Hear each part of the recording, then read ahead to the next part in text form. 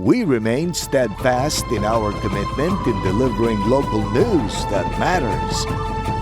Stories that inspire. Enriching the lives of Filipinos in the Philippines and across the globe. This is your GMA Regional TV. Buong puso para sa Pilipino. Narito na ang mga pinakamalalaking balita ngayong Lunes. 2 katao patay sa magkahiwalay na aksidente sa Batangas. Dating Municipal Councilor ng San Jose, Batangas, pinagbabaril habang nasa loob ng kanyang sasakyan. Klase sa isang universidad sa Batangas City, nabulabog ng bomb threat nitong weekend. At Encantadia Chronicles Sangre Star Bianca Umali dumayo sa Batangas para sa humanitarian activities at voluntary works katuwang ang World Vision.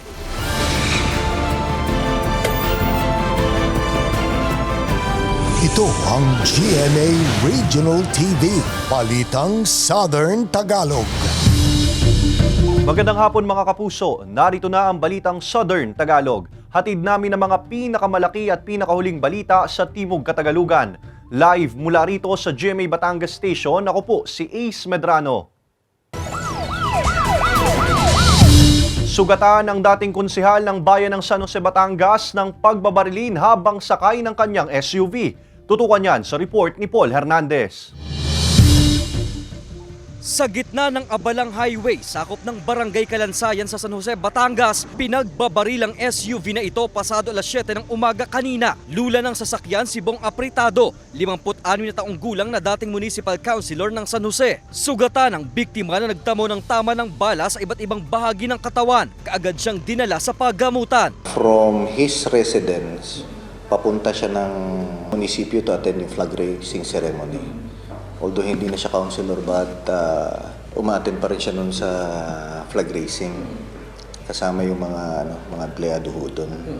Basag ang salamin sa passenger side ng kotse dahil sa tama ng bala. May mga naiwan pang basyo ng bala sa crime scene. Ayon sa ilang saksi na hindi na humarap sa kamera, napatakbo pa ng biktima ang minamanehong sasakyan ng ilang metro mula sa lugar kung saan siya binaril. Isa ang sinisilip ng mga otoridad na sospek sa krimen na sakay umano sa motorsiklo. From the looks of the mga shells is 9mm.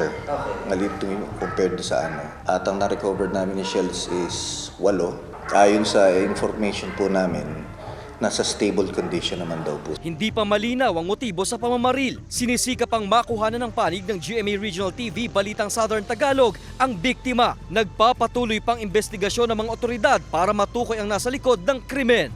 Kasama si Kel Ravaca, Paul Hernandez. Balitang Southern Tagalog. Nararanasan ngayong linggo ng ilang mga tindera ang matumal na bentahan ng bigas sa Lipa City Public Market. Samantala, nasa 10 pisong pagbaba sa presyo ng bigas, posibleng maranasan sa ikatlong linggo ng Marso ayon sa Sinag. Para sa detalye, makakasama natin live si Denise Abante.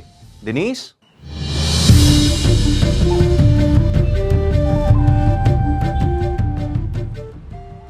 Ace, abot tenga ang ngiti ng ilang mga tindera at mamimili dahil sa inaasahang pagbaba sa presyo ng bigas sa susunod na buwan. Malaking ginhawa raw kasi ito dahil sa sunod-sunod na taas presyo ng ilang mga bilihin. Magtatanghali na kanina pero halos wala pa raw nabebenta ang 60 anyos na si Ellen sa kanyang pwesto ng bigasang ito sa Lipa City Public Market. Kahit anong aga raw kasi niyang magbukas ng tindahan, matumal pa rin ang bentahan. Ang dami ng tindahan sa labas. Kaya epektado ang palengke. Bukod pa doon, napakamahal ng bigas. Ang tao talaga nagtitipid. Hindi lang naman bigas ang mahal, di ka? Lahat halos ng bilihin mataas. Pero ang naranasang ito ni Ellen, maaari na raw mapalitan ng bahagyang kaginhawaan sa mga susunod na linggo ayon sa Samahang Industriya ng Agrikultura. Posible kasing bumaba ng 10 piso ang presyo ng kada kilo ng bigas sa ikatlong linggo ng Marso ayon sa Sinag. Kasi ang harvest natin ngayon is 24.50 ang fresh harvest from 26 pesos bumaba. So yung delivered sa miller na dating 31, ngayon nasa 29 pesos na lang. So with that, ang delivered sa Metro Manila is 47 to 48 pesos. So yung retail, 51 to 52 pesos. Yung dating 54 to 56. Sa ngayon, umaabot na sa 58 pesos hanggang 68 pesos ang kada kilo ng bigas na mabibili sa Lipa City Public Market. Mataas pa rin daw ang presyong ito para sa mamimiling si Christine, kaya umaasa siya na sana matuloy na ang posibleng pagbaba sa presyo nito. Siguro 50 to 60%. Ganun. Mabigat din kasi siyempre yung sahod din ng ngayon, minimum, patas yung bilihin. Pero yung wage ng employees natin, mga empleyado, hindi tumataas. Good news din daw ito para sa ilang tindera at mamimili. Sa pagbaba kasi ng presyo ng kada kilo ng bigas, posible na rin silang makatipid sa iba pang gastusin. Maganda yun kasi madami matutulungan kasi bababa ang presyo ng bigas. Kasi kami din, yung pagtaas ng talaga apektado kami. Kasi almost 50 pesos lang ang kinikita namin sa kalahating sako. Bumabayad pa kami ng mga ng pwesto, di ba? So talagang napakalaking tulong nung kung totoo man na talagang bababa yung bigas. Sabi ng Sinag, posibleng sa ikatlong linggo ng Marso mararanasan ang pagbaba sa presyo ng bigas kung kailan panahon ng anihan sa ilang mga probinsya. May start na umaani ng Pangasinan and Tarlac. Pero ang talagang peak natin is March sa third week pa. Malapit na yun. So we expect na bababa pa by March yung presyo. Sabi sa atin kanina ng chairman ng Sinag, posible pa rin daw ang pagtaas sa presyo ng bigas ngayong taon. Pero sa susunod na buwan, asahan daw muna ang pagbaba sa presyo nito dahil panahon na ng anihan. Ace? Maraming salamat, Denise Abante. Patay ang rider ng motorsiklo matapos mabangga ng kasalubong na SUV sa Lipa City. Nagbabalik sa report si Denise Abante. Nayupi na parang lata ang motorsiklong ito matapos masalpok ng kasalubong na SUV pasado alas 5 ng umaga kahapon sa bahagi ng Barangay Road ng Plaridel, Lipa City, Batangas. Sa lakas ng pagkakabangga, nasawi ang rider habang patuloy pang nagpapagaling sa ospital ang angkas nito ayon sa pulisya. Sa investigasyon, nag-overtake umano ang SUV sa sinusundang sasakyan kaya napunta ito sa kabilang bahagi ng kalsada. Dito niya raw natumbok ang kasalubong ng motorsiklo. Base po sa ating initial investigation, ma'am, na nakainom po itong dalawang nakamotorsiklo, ma'am, nung gabi, and nagpalipas po sila ng gabi doon sa tinitirahan ng may-ari ng motor. Gayon pa man, nag-overtake po ang ating vehicle number 2 and nagkabanggaan po sila. Ayon sa pulisya, walang suot na helmet ang rider at angkas nito. Pansamantalang nanatili sa temporary custodial facility ng Lipa City Police Station ang driver ng SUV. Tumanggi na siyang magbigay ng pahayag. Tumanggi na ring magbigay ng pahayag sa harap ng kamera ang pamilya ng nakabanggang driver. Ngunit ayon sa pulisya, nagkaroon na rin naman daw ng kasunduan ng mga ito at ang angkas. Nagtungo na rin sa himpilan ng kaanak ng nasawing rider at nakipag-areglo sa pamilya ng driver ng SUV ayon sa pulisya. Paalala ng pulisya sa mga motorista, sa ating po mga motorista na babiyahe po, ugaliin po natin na i-check po lagi ang ating sasakyan bago po tayo umalis. At the same time, pag tayo po ay nasa kalsada na, huwag po tayo masyadong mainit sa kalsada. Bagkos tayo po ay maging mapagpasensya po. Tayo po ay huminahon sa kalsada. Pag mas mahinahon po tayo sa kalsada, mas maginhawa po ang ating buhay. Sinusubukan pang mahingan ng pahayag ng GMA Regional TV Balitang Southern Tagalog ang pamilya ng nasawing biktima, gayon din ang angkas nito. Kasama si J. R. Manjares, Denise Abante, Balitang Southern Tagalog. Nabulabog ng bomb threat ang klase sa isang universidad sa Batangas City nitong Sabado ng umaga. Nagnegatibo naman sa pampasabog ang lugar nang maghalughog ang mga otoridad. Tutukan yan sa report ni Paul Hernandez. Ginalugad ng mga otoridad ang mga gusali ng Batangas State University sa Pablo Borbon Constituent Campus at Alangilan Campus sa Batangas City. Kasunod ang bomb scare Sabado ng umaga. Laman ng text message na may nakatanim umanong bomba sa iba't ibang lugar sa universidad. Pinag-iingat pa ng sender ang lahat dahil anuman daw oras ay maaari itong sumabog. Ayon sa Batangas City Police, ipinadala ang mensahe pasado alas 2 ng madaling araw sa isang university professor. And apparently, may naka-receive din ng 9:12 AM. Kasi siguro, wala sigurong reaction. And we found out na yung naka-receive is paper ng teacher na mayroong nagpapa-exam. Agad na kinansela ang pasok ng mga estudyante at tauhan ng universidad. Sa paghahalughog sa mga gusali, nagnegatibo sa pampasabog ang lugar. Wala po talagang any indication nung kahit anong foreign object na makakapagsabi na mayroong suspected items na or explosive devices. Kinonde na rin ng pamunuan ng universidad ang bomb threat. Isolated case lamang daw ito at tiniyak ang kaligtasan ng lahat ng mga estudyante at guro sa lugar. Makakaasa po ang ating komunidad, ang buong academic community of not only Batangas but ang lahat po ng ating mga stakeholders, ang ating mga magulang sa iba't ibang lugar sa buong Pilipinas. Makakaasa po kayo na ang Batangas State University ay isisigurado ang kaligtasan ng lahat ng ating mga mag-aaral, ng ating mga guro, ng ating mga empleyado.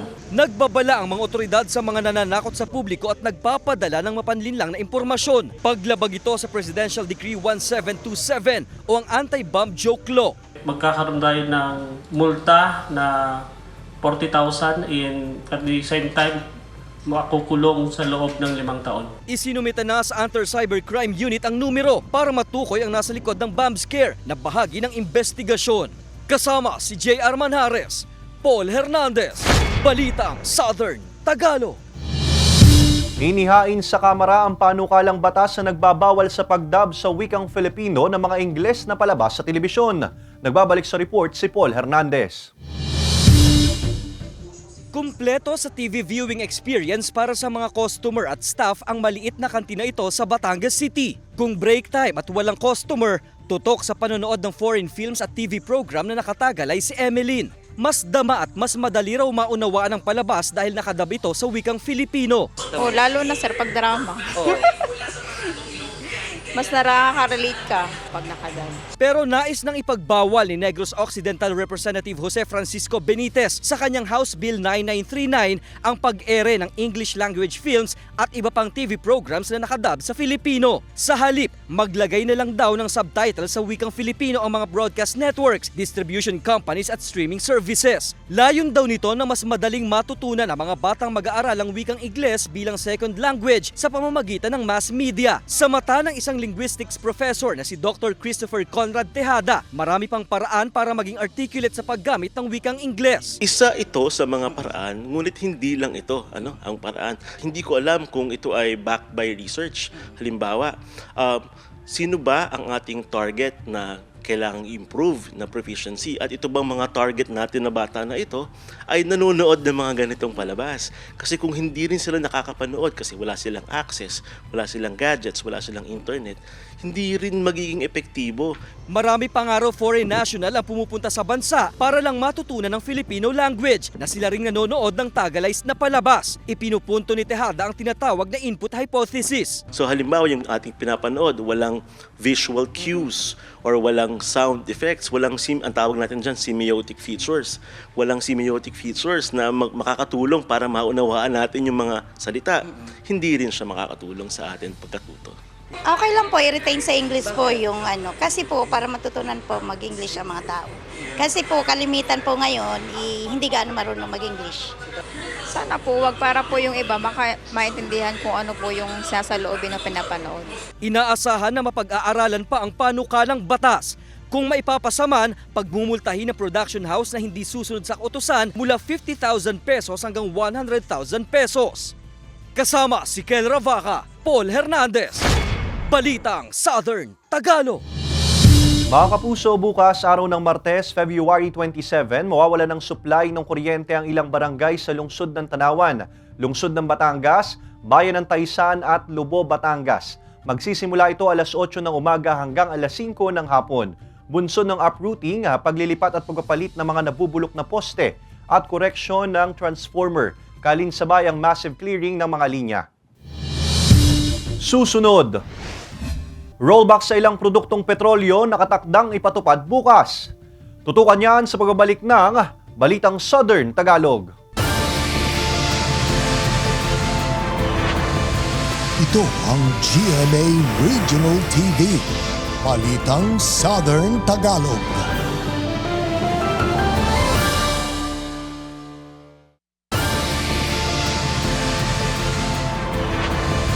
Ito ang GMA Regional TV, Balitang Southern Tagalog. Hati ang reaksyon ng mga pumapasadang jeepney at tricycle drivers sa ipatutupad na oil price rollback bukas, February 27. Alamin yan sa report ni Hazel Alviar. Magandang balita para sa mga motorista ang ipatutupad na oil price rollback bukas February 27. Pero kung ang tricycle driver na si Ronel Villalon ang tatanungin, kulang pa raw ito kumpara sa tuwing nagpapatupad ng taas presyo ang ilang kumpanya ng langis. Okay naman po siya kaso pagdating sa rollback parang masyadong maliit. Pag nag-taas naman masyadong malaki. Nakakaawa din mga driver. Tulad niyan, ang hirap ng pamamasada ngayon, napakahina. Ang jeepney driver na si Raul, malaking bagay na raw itong may tuturing lalo pat mataas pa rin ang presyo ng ilang pangunahing bilihin. Pamamasada na lang daw kasi ang pinagkukunan niya ng pantustos sa pamilya. Ay maganda ho at magro-rollback bukas kahit hindi kalaki. Ang malaking bagay ho sa aming mga tsuper, sa aming mga namamasada. Ari nga ho at magtuloy-tuloy ang rollback dahil halos lagi yung malaki ang diesel. Kumbaga mayroon din naman hong kaunting tulong kaysa naman sa pataas. Kumbaga madadagdagan ng kaunti ang pang-uwi.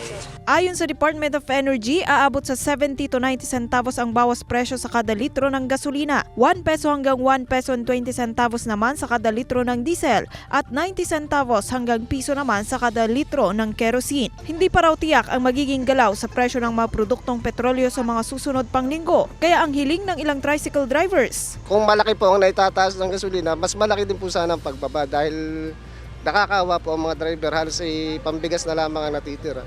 Dagdagan pa ang bawas para makatulong sila sa mga driver na katulad namin na walang trabaho. Iyan ang inaasahan namin. Kasama si Kel Ravaca, Hazel Alvior, Balitang Southern Tagalog. Sumalpok sa pader ang isang kotse sa Rosario, Batangas. Ang driver nito sugatan. Tutukan yan sa report ni Paul Hernandez.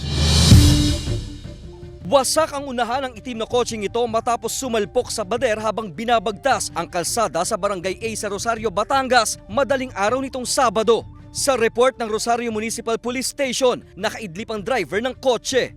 Sa bayan po, sir, sa sentro ng bayan ng Rosario, papuuwi na po, sir, ng barangay po. Yung barangay po, barangay A, kasunod po sa barangay po, na pauwi na po. Sa investigasyon, sumampa muna ng gutter ang kotse bago sumalpok sa pader. Nagtamo ang driver ng sugat at bukol sa katawan. Wala namang nadamay ng ibang sasakyan sa insidente. Ang mangyayari, sir, ay pupulungin po ang may-ari ng pader.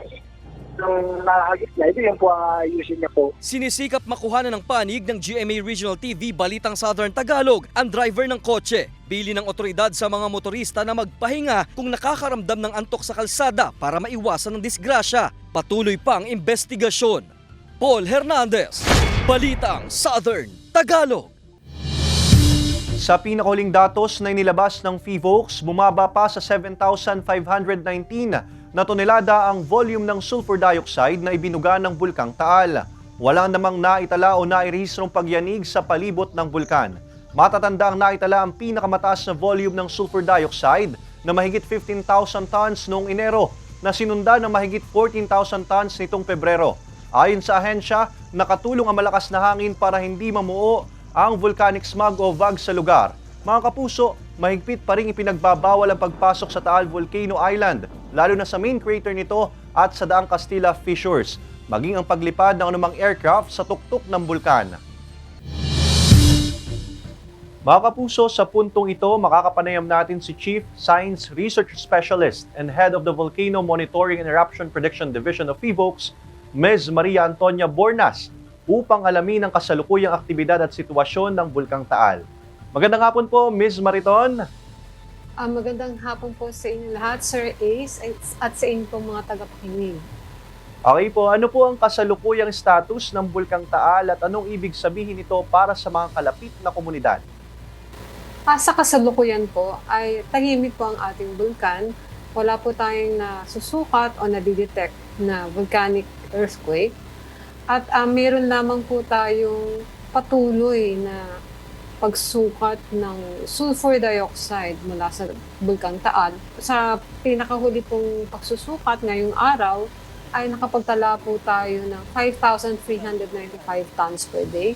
5,375 tonelada kada araw na sulfur dioxide. Ito po ay mas mababa kaysa doon sa nasukat natin noong nakaraang linggo na pumalo pa po ng 14,211 tons per day. Ito po ay isang hudyat, no? Yung patuloy po na pagbuga ng sulfur dioxide ay hudyat na mayroon po tayong shallow magma o naka-imbak na magma sa ilalim ng bulkan na patuloy po na nagbibigas. Ito po ay gas-rich, bagong-bagong hatid na magma sa ilalim po ng Taal Volcano. Okay po ma'am, ano naman po ang naging resulta ng survey na isinagawa nitong nakaraang linggo? Mayroon po bang findings tungkol sa Bulkang Taal na mahalagang malaman ng publiko po? Okay, ito pong ating survey last week. Siya po ay quarterly survey upang masukat po natin ang kasalukuyang temperatura at acidity ng Taal Main Crater Lake. Ang ating pong resulta ay nakapagsukat po tayo ng maximum crater lake temperatures na 72.7. No? Medyo mainit po, kaya po mapanganib, mataas po ang sukat ng ambient volcanic gas sa loob po ng main crater. Kaya po talagang mapanganib po ang sumampa sa Taal Volcano Island at masyado pong acidic ang main crater lake. No? Nasa 0.2 po ang pH. No? Acidic po siya. No? Tayo po ay malalaglag sa main crater lake, tayo po ay mamamatay. No? At ang isa pa pong significant observation ng ating pong team ay mababa po ang sukat ng main crater lake. Bumaba po siya dahil po ang lawa po ng Taal in general ay bumaba po ng halos 1 metro ang level dahil po sa El Nino. So dahil nagre-recharge din naman po ang Taal main crater mula sa mas malaking Taal Lake, ay mababa rin po ang Taal main crater. Miss Mariton, ngayong unti-unti nang nararamdaman ang pag-init ng panahon, may epekto po ba ito sa aktibidad ng Bulkang Taal? Ang masasabi lamang po natin ay medyo ang active po ngayon sa Taal ay ang tinatawag po nitong hydrothermal system. No? Ang hydrothermal system, ito po ang bahagi po ng ilalim ng lupa kung saan ang groundwater po at ang magma na nakaimbak po sa ilalim ng bulkan ay nagkakaroon po ng contact at kaya po imbis na tubig po ang ma-maintain ng groundwater system, ito po ay nagiging steam, no? So napakalaking region po ito sa Taal Volcano at batay po sa pag-aaral ng ating pong isang dalubhasa na dyan po sa Taal, ito pong hydrothermal system ng Taal ay may lawak na sa pagitan po ng 2 hanggang 4 na kilometro sa ilalim po ng bulkan. Kaya po kapag medyo mababa po ang recharge ng tubig sa Taal Volcano Island, sa main crater lake, dahil po naapektuhan nga po ito ng level ng tubig sa Taal Lake, ay mas nagiging mataas po ang konsentrasyon ng volcanic gas diyan po sa Taal Main Crater. No? Kaya po makikita po natin na mataas pa rin po ang sulfur dioxide degassing. Kung baga po, hindi po masyadong nadadilute ng tubig ang volcanic gas dahil mas mababa po ang groundwater recharge. Kapag mayroon po tayong pagtaas ng alert level, kailangan po nating sumabaybay sa mga abiso ng PHIVOLCS at sumunod po sa ating mga LGU officials kapag sila po ay nag-utos ng evacuation. No? At sa ganitong paraan po, tayo po ay lahat magiging safe. Maraming salamat po, Ms. Maria Antonia Bornas, Chief Science Research Specialist and Head of the Volcano Monitoring and Eruption Prediction Division of PHIVOLCS. You're welcome po, Sir Ace. At ingat po tayo lahat.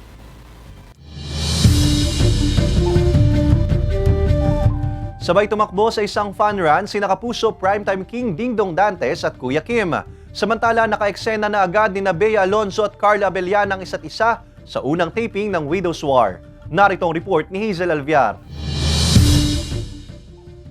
Magkasamang tumakbo sa isang fun run sina Kapuso Primetime King Dingdong Dantes at Kuya Kim Atienza. Sa ibinahaging mga larawan ni Kuya Kim sa kanyang social media account, kita ang tagumpay sa bawat ngiti ng dalawa. Parehong fitness enthusiast ang dalawa at hindi lang ito ang una nilang pagkakataong sumali sa mga ganitong aktibidad. Nagsimula na ang taping ng Widow's War at sa unang araw pa lang ng taping, naka-eksena na agad ng mga bidang sina Bea Alonzo at Carla Abellana ang isa't isa. First time nilang magkatrabaho at excited na raw sila dito. Pinaghahandaan na rin daw nila ang mga eksenang tarayan sa isa't isa. Abangan sina Bea Alonzo at Carla Abellana sa Widow's War soon sa GMA. Samantala, dahil hindi matanggap ni Calvin ang kanyang nalaman na hindi siya anak ni Senyor Edgardo, gagawa siya ng paraan para makakuha ng sample para sa kanyang DNA test. Ano kaya ang magiging resulta nito? Ang mga eksenang yan abangan sa Black Rider pagkatapos ng 24 oras. Hazel Alvior, Balitang Southern Tagalog. Abangan! Rider na motorsiklo patay nang bumangga sa nakaparadang truck sa Tuwi, Batangas. At Encantadia Chronicle Sangre Star Bianca Umali nakiisa sa humanitarian activities katuwang ang World Vision. Tutukan lahat ng yan sa pagbabalik ng Balitang Southern Tagalog.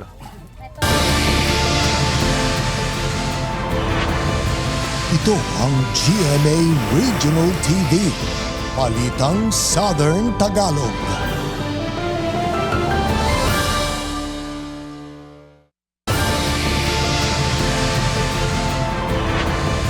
Ito ang GMA Regional TV.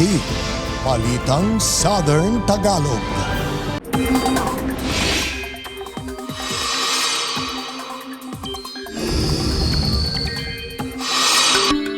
Mga kapuso, walang umiiral na sama ng panahon pero patuloy ang pag-iral ng dalawang weather systems. Umaabot ang hanging amihan sa Luzon habang tuloy-tuloy naman ang pag-iral ng easterly sa iba pang bahagi ng bansa. Base sa datos ng Metro Weather, mababa ang tsansa ng ulan sa Mimaropa at Calabarzon maliban sa ilang bahagi lang ng Quezon Province. Posible rin ang ulan sa iba pang bahagi ng bansa, lalo na sa Mindanao. Patay ang 57 anyos na lalaki nang bumangga ang minamaneho nitong motorsiklo sa nakaparadang truck sa Tuwi, Batangas. Ang detalye sa report ni Denise Abante. Nakasubsob sa likod ng truck malapit sa kanyang motorsiklo ang 57 anyos na lalaking rider na ito pasado alas 7 ng gabi noong Sabado nang madatnan ng mga rumesponding otoridad. Bumangga ang biktima sa nakaparadang truck sa bahagi ng barangay Sabang, Tuwi, Batangas. Ang nakita po namin dahilan dito is yung driver po ng motor is based dun sa medical records niya. Lumabas ma'am na under the influence of liquor yung pong driver ng motor. Sa impact na nakita namin, ma'am, we assume, ma'am, na medyo may kabilisan yung takbo ng motor, ma'am.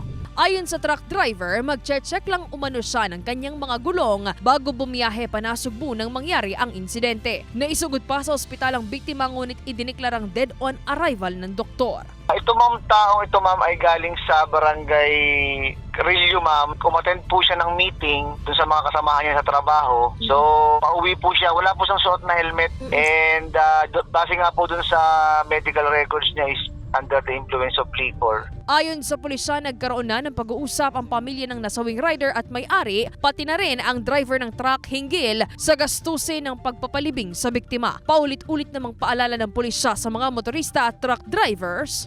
Magsuot tayo ng helmet tuwing bumabiyahe po tayo. Hindi po katuwiran yung porket malapit lang ang pupuntahan, hindi po nag-helmet. Huwag po tayong iinom ng alak tuwing mamaneho. Para naman po sa mga truck na pumaparada po sa gilid ng kalsada, mangyari pong i-check yung mabuti kung naka-park ng maayos, nakagilid ng maayos, nang sa ganun po, maiwasan din mga ganitong sakuna po, ma'am. Sinusubukan pa ng GMA Regional TV Balitang Southern Tagalog na makuhanan ng pahayag ang pamilya ng nasawing rider at ang truck driver. Denise Abante, Balitang Southern Tagalog.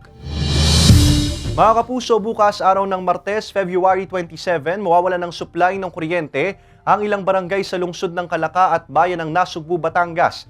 Magsisimula ito alas 8 ng umaga hanggang alas 6 ng hapon. Bunsod ng paglilipat at pagpapalit ng mga poste at konstruksyon ng tulay na proyekto ng DPWH.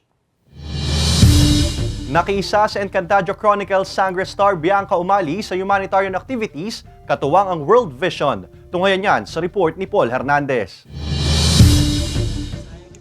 Busy man sa kabi-kabilang commitments, pinili ni GMA Sparkle artist at Encantadia Chronicle Sangre Star Bianca Umali to spend her break time sa isang assisted community ng NGO na World Vision sa Barangay Molinete sa Laurel, Batangas. Ang misyon niya rito, makipag-bonding sa mga residente at chikiting through gardening. Ang sarap sa puso every time na uuwi ako, alam kong may nagawa akong tama. Alam kong nakatulong ako, alam kong nakapagpasaya ako. Wala kang hahanapin na kapalit eh.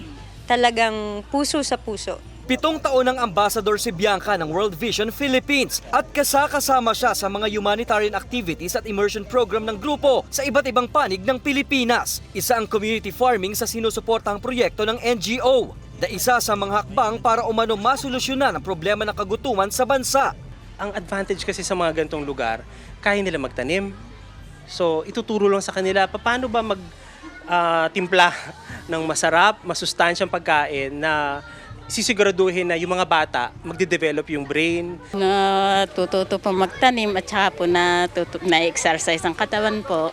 Nakakatipid din po. Mura lang po. Ang pagbili po dito ay kita po natin ang tanim nila, yung ang mga pataba nila organic. Kung maipagpapatuloy lang daw ang pagsasaka at maituturo sa mga kabataan ang kahalagahan nito, matitiyak ang food supply at security sa bansa. Nakakatuwa hearing na itong lupa na ito ay pag-aari ng mga magsasaka. That made me so happy to hear kasi that will affect so much change in our world. Patuloy rin sa pagpapaaral ang mga kabataan ng grupo. Yung mga dating pinag-sponsor, mga leaders na sila ngayon sa community. Sila Arman Balilo, 'di ba, na spokesperson ng Coast Guard. Dati siyang sponsored child ng World Vision. Si Efren Peña Florida. Nagsagawa rin ng storytelling si Bianca at nag-facilitate pa ng basic acting workshop sa mga kabataan. Kasama si J.R. Manjares, Paul Hernandez, Balitang Southern Tagalog. Samantala, mapapanood nyo po ang episode na ito at iba pa ang pinakahuling lokal na balita sa official website ng GMA Regional TV, www.gmaregionaltv.com. Pwede rin kayo bumisita sa aming official YouTube channel, GMA Regional TV, at i-click ang subscribe button para sa pinakamainit na balita mula sa rehiyon. Dahil sa GMA Regional TV, local news matters. At yan ang mga pinakamalaki at pinakahuling balita sa Timog Katagalugan. Maraming salamat sa pagsama sa amin, pati na mga kapuso sa ibang bansa na tumutok sa mga balita sa rehiyon. Kami, ang GMA Regional TV Balitang Southern Tagalog, buong puwersa para sa mas malaking misyon at mas malawak na paglilingkod sa bayan.